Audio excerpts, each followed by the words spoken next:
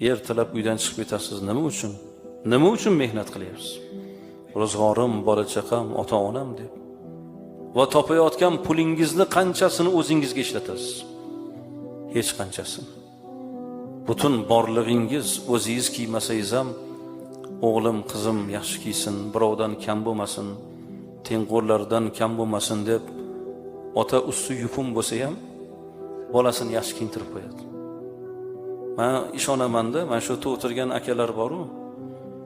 Siz pul topayapsiz, lekin o'zingizga qancha sarf qilsangiz, sizdan ayolingiz o'ziga ko'p sarf qiladi, to'g'rimi?